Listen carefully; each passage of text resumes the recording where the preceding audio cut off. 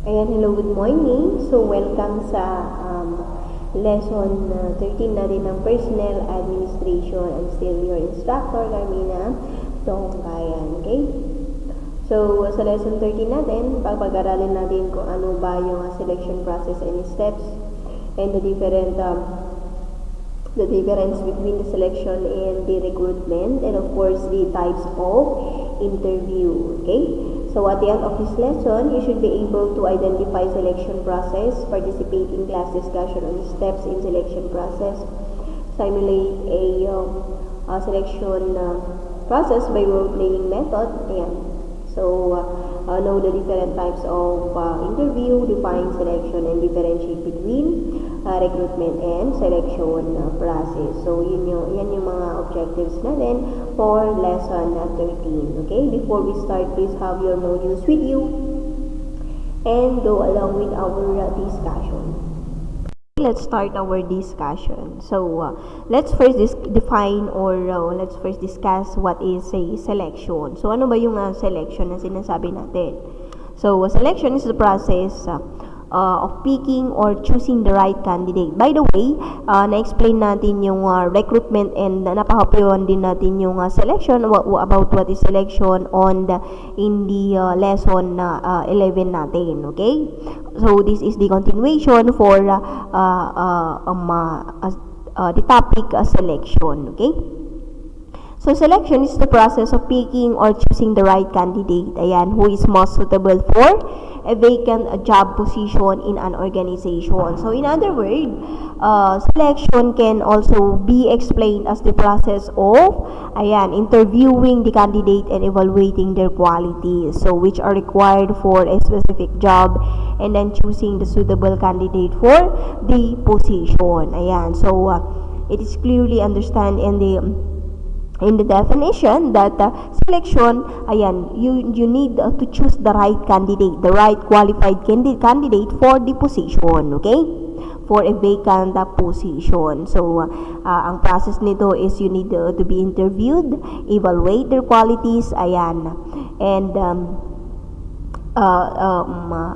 kilalanin natin kung sino yung karapat dapat na kunin natin sa isang posisyon o yung i-hire natin sa isang posisyon. Okay? The selection of the right applicant. Ayan.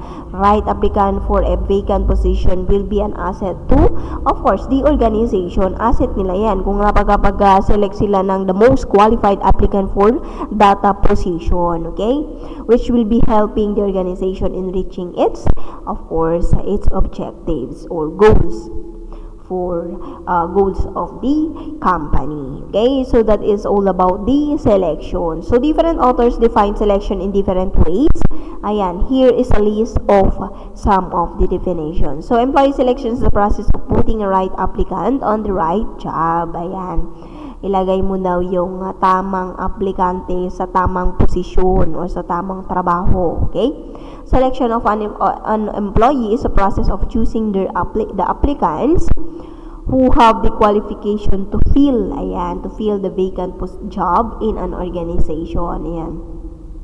Same through the meaning in the first bullet. Okay.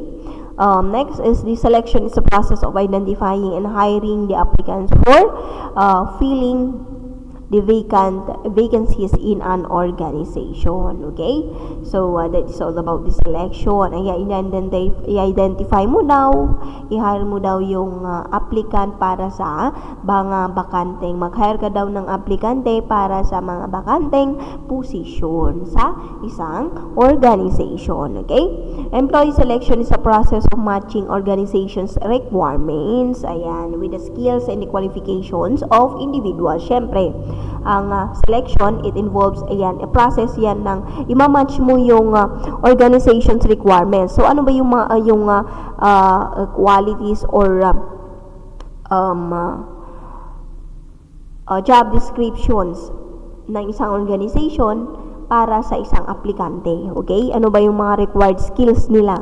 Skills and qualifications para sa isang aplikante. Okay? So, the selection gagamitin nila yung selection process in order to match the organization's requirements with the skills and the qualifications of individuals. So that is ito yung mga different definition ng selection. Okay? Now, what is the difference between the recruitment and the selection? So, ano ba yung mga differences nila? Sa recruitment and selection, we already discussed kung ano yung meaning ng recruitment and selection. So, ang differences nila, so sa recruitment is defined as the process of identifying and making potential candidates to apply for the job. Ayan. Siyempre, magre-recruit ka. So, ano ba yung ginagawa mo sa recruitment? Siyempre, mag-advertise ka, di ba? So, lahat ng mga aplikante mag-a-apply. So, lahat ng qualified na applicants mag-a-apply. And then, of course, pupunta tayo sa selection. So, selection is defined as the process of choosing the right candidates for the vacant position. Ayan. Siyempre, kapag may mga aplikante na, and then, of course, isa-select mo na yung mga, magsa-select ka na sa mga candidates kung sino ba yung right applicant for the right job. Okay? Recruitment is called as a positive process with its approach of attracting as many candidates as possible for the job. Ayan. Kapag recruitment kasi, hindi ka naman bilang isang aplikante, hindi ka naman pipigilan na mag-apply, di ba? Ay hindi ka qualified. So hindi nila sinasabi 'yon. So if they are recruiting, ayan, they recruit as many as applicant as possible, 'di ba? So lahat ng mag-a-apply, lahat ng mga mag-a-apply kukunin nila. That is why nasabi natin it is a positive process. Ayan. So, when we say selection naman, selection is called as a negative process with its elimination or rejection of as many candidates as possible for identifying the right candidate for the position. Ayan. Bakit siya negative process? Kasi, mag-i-eliminate na siya ng mga aplikante in order for them to select the best applicant, di ba? Siyempre, may mangyayari ng elimination, may mangyayari ng rejection. That is why selection is called a negative process. Sa recruitment is called as a positive process kasi kumukuha lang sila ng recruitment ng mga aplikante. So, hindi nila tinitignan yung mga qualifications. Doon na mangyayari sa selection, di ba? So, that is the difference between the recruitment and the selection. Okay? Now, what are the importance of selection? So, ano ba yung mga importante na importante kapag nag-select ka ng qualified applicant? Okay? Selection is an important process because hiring good resources can, ayan, of course, help increase the overall performance of the organization. Siyempre, mag-hire ka ng resources, yung good resources for the company in order to increase the productivity of the organization or increase the overall performance of the organization. And next is the purpose of selection is to choose. Ayan, choose the most suitable candidate.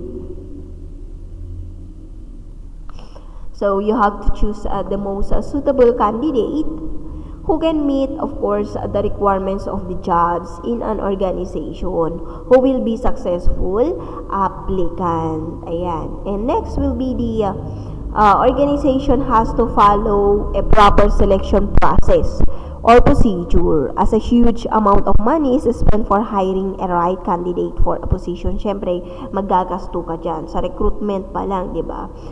Magpapa-advertise ka na, di ba? Ayan, nagse-select ka na ng and of course next week ang susunod nun isa-select mo na yung mga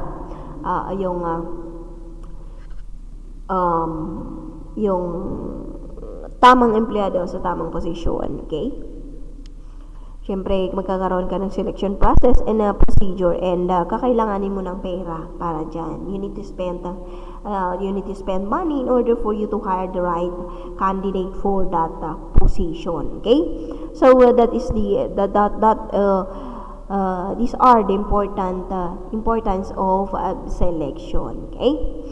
So, a good selection process offers the following advantages. So, ano ba yung mga advantages niya?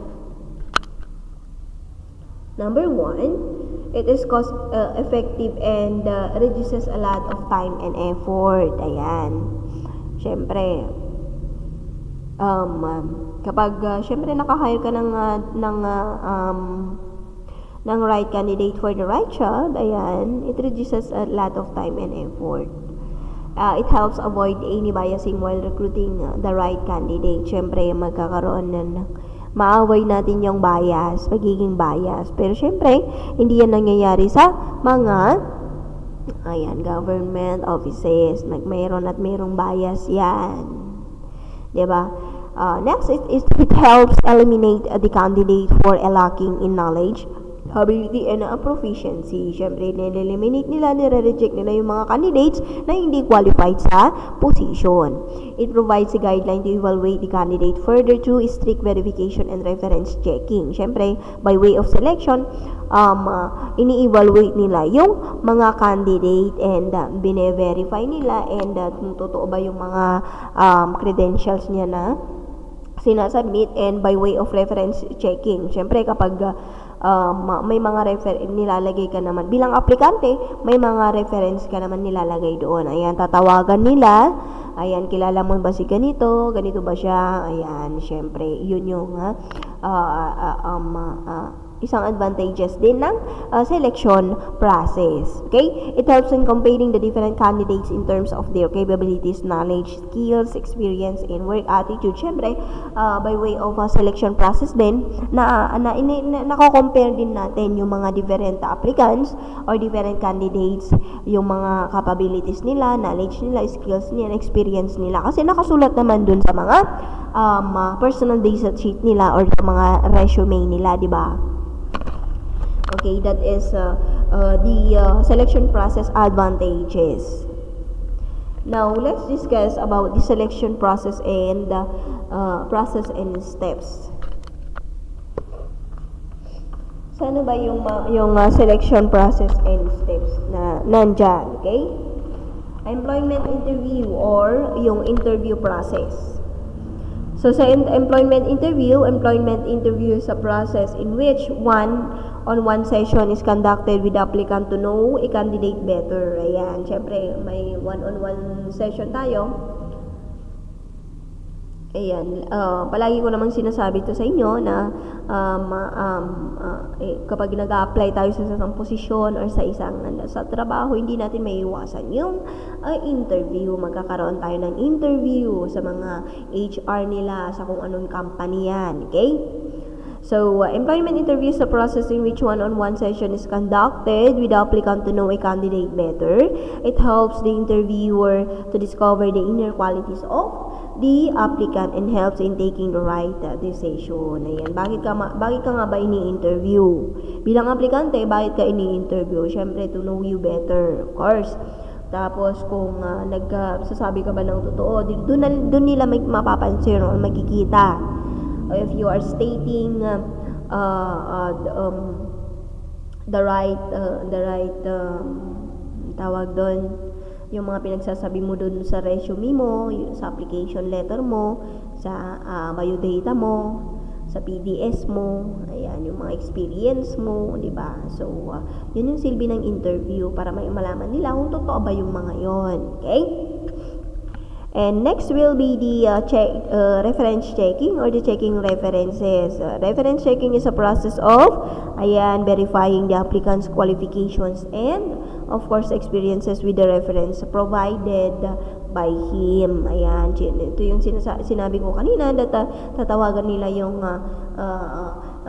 mga sinulat mong reference doon na tao, na kung sino-sino yun. So, tatawagan nila, ayan, kumusta naman si ganito, anong ugali niya, yan, talaga bang may experience siya sa ganito, di ba? So, yun yung reference checking natin. So, this reference checks helps the interviewer understand the conduct, the attitude, and the behavior of course, the candidate as an individual and also as a professional.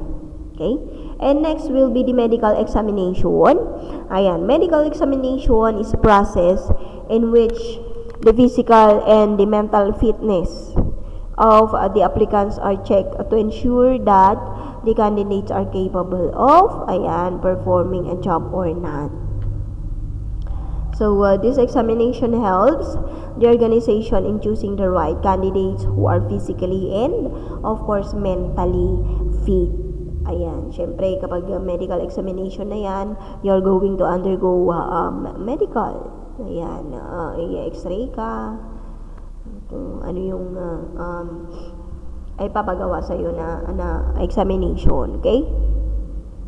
And lastly, we have the final selection. The final selection is the final process, which proves that the applicant has qualified in all the rounds of the selection process and will be issued an appointment letter.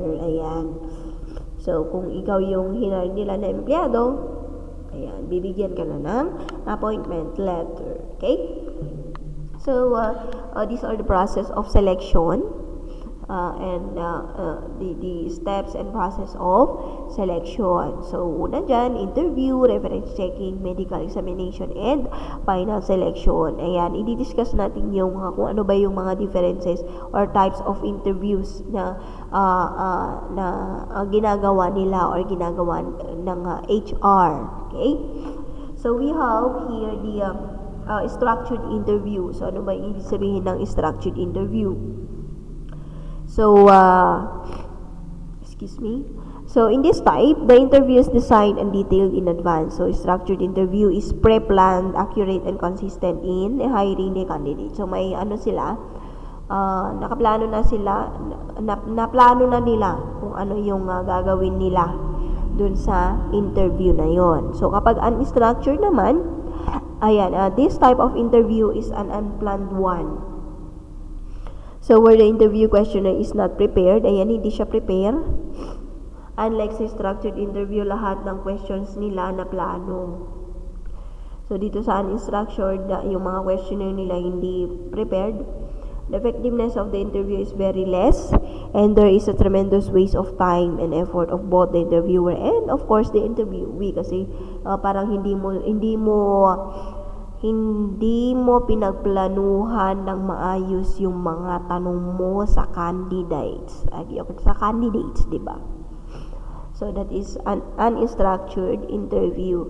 And let's go to a group interview. Paano naman yon? Group interview. So, in this type of interview, all the candidates of a group of candidates are interviewed together.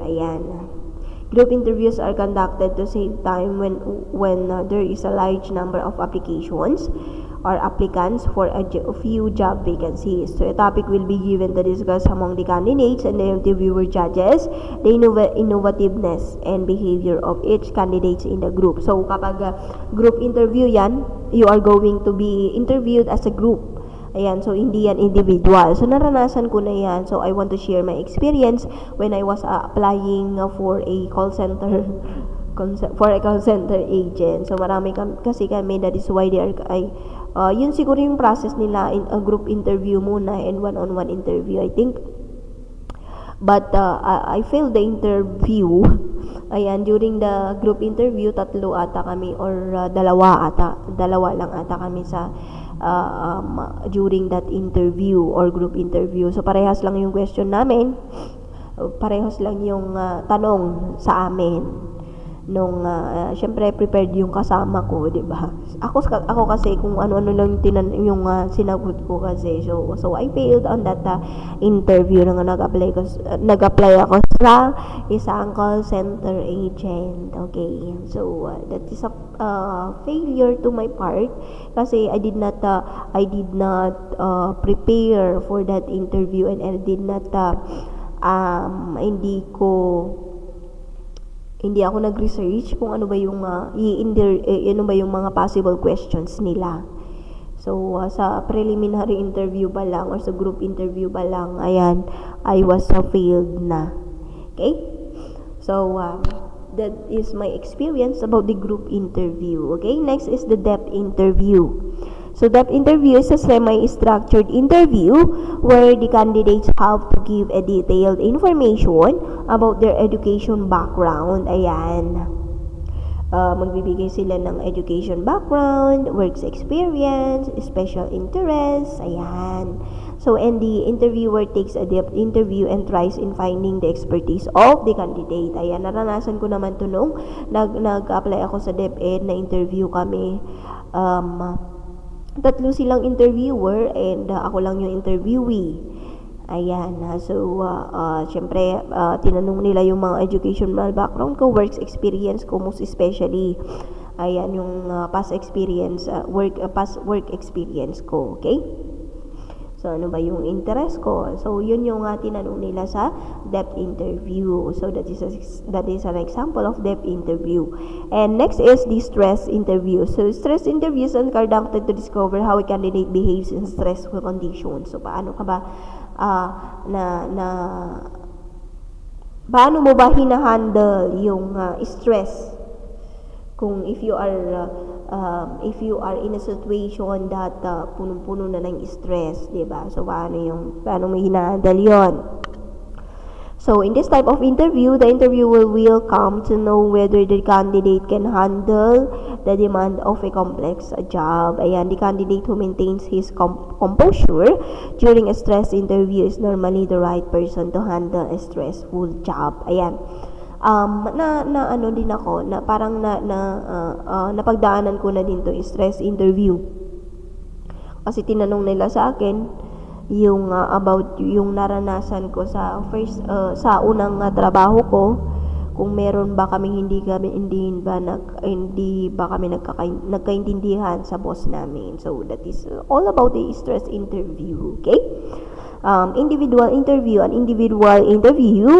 interview takes place one-on-one. Ayan, there will be a verbal and a visual interaction between two people, an interview and a candidate. Ayan, one-on-one lang yan. Individual interview nga, di ba? So, this is a two-way communication interview which helps in finding the right candidate for the job position. Ayan. So, kapag sinabi nating individual interview, one-on-one lang. Yung interviewee and the candidate or the interviewer and the candidate or the interviewee. Okay? So, such interviews are conducted in a informal way. Ayan. So, naranasan ko na din to one-on-one nung nag-apply ko dito sa SIAC. Ayan, yung one-on-one kami naman ng GOG. So, pwede din siyang informal. So, the interview will be fixed without any written communication and can be arranged at any place. Ayan, there is no procedure of asking questions in this type of interview. Hence, it will be friendly kind of interview. Okay? Next is the formal interview. So, ano ba yung formal interview na sinasabi natin dito? Of course, held in a formal way. So, the candidate will be intimidated about the interview. Ayun, may intimidate ka talaga. It is very formal, di ba? So, walang joke-joke yan. So, walang ano doon, walang parang walang tawag doon yung hindi ka patatawanin, ganon. So, formal lang siya. Ayan, the candidate will be intimidated about the interview well in advance and the interviewer plans and prepares questions. So, naka-prepare na kasi yung questions na sasagutin mo for the interview. So, this is also called as a planned interview. Na plano yan. It is very formal interview, okay? Next is we have the panel interview. Panel interview as the name indicates, is being conducted by a group of people. Ayan, in this type of interview, 3 or 5 members of the selection committee will be asking questions to the candidates of different aspects. Ayan, yung naranasan ko, example dito, yung naranasan ko sa DepEd, yung nag-interview sila. Kasi 3 silang nag-interview sa akin and I am one only of the interviewee. Okay? So, the final decision will be taken by all members of the panel collectively. Okay? So, hindi na masama yung score ko doon kasi I got 15 over 20 or 15 point something or 14 point something, di ba? So, ginalingan ko. Joke lang. Okay. Okay, yeah. And lastly, we have the exit interview. So, paano naman tong exit interview na to?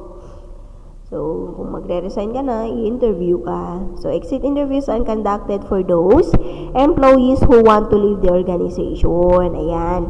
The importance of the exit interview is to discover why an employee wants to leave the job. Ayan. Bakit nga ba? Bakit yung isang empleyado, kailangan na niya, iwanan na niya yung job niya. So, that is all about the exit interview. So, ano ba yung silbi ng exit interview na yan? Na kinakandak ng isang company. So syempre kapag na interview na nila yung empleyado na aalis na, 'di ba? Kung dito nila tinatanong kasi kung bakit ka ba aalis? Ano ba kung meron bang naging problema sa company, 'di ba? So dito masasagot sa exit interview, okay? Example natin nasa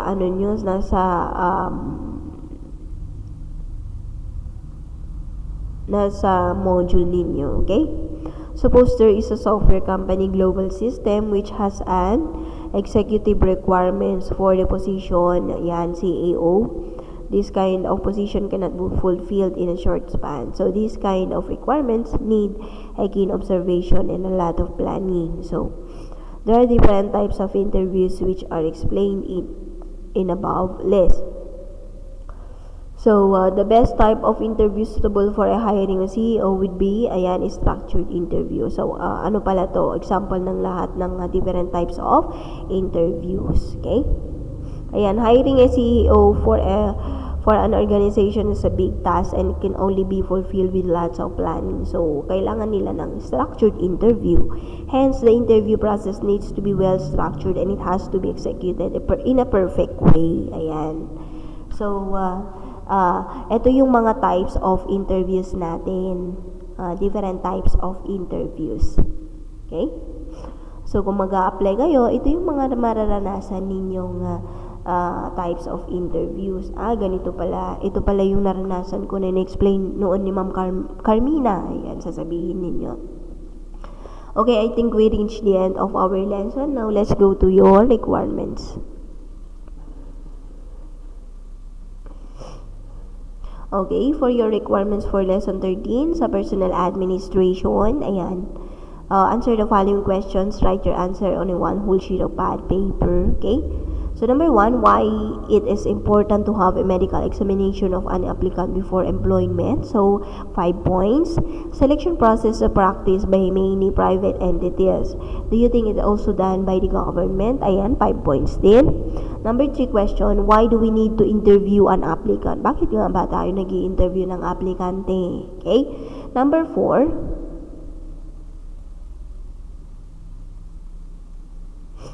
ayan, mag-download ka ng video of a person being interviewed. Ayan, that is for 30 points.